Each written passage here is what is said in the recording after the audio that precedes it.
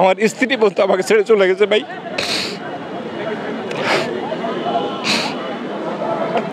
আপনাদের মাধ্যমে আপনারা এই আজকে মিডিয়ার মাধ্যমে আমরা বারবার সরকারের কাছে আমরা আকুল আবেদন করছি, আমরা কোনো কিচ্ছু চাই না, আমাদের সম্মানটুকু আমাদের ফিরে দেওয়া হোক। বুকে হাত দিয়ে শপথ করে বলতে পারি যে আমাদের দ্বারাই সরকার এবং বিডিআরের ব্যক্তিগত কোনো সম্পত্তি 25 পয়সাও কোনো ক্ষয়ক্ষতি আমাদের দ্বারা হয়নি।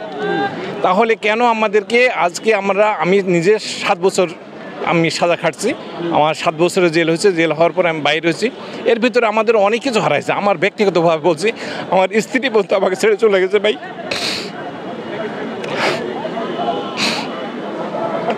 আপনাদের মাধ্যমে আপনারা এই আজকে মিডিয়ার মাধ্যমে আমরা বারবার সরকারের কাছে আমরা আকুল আবেদন করছি, আমরা কোনো কিচ্ছু চাই না, আমাদের সম্মানটুকু আমাদের ফিরে দেওয়া হোক। আমাদের সমাজে আমরা এখনও পর্যন্ত বসবাস করতে পারি না, আমাদের সমাজে আমাদেরকে নিয়ে অনেক ন্যাক্কারজনক কথাবার্তা বলে ভাই।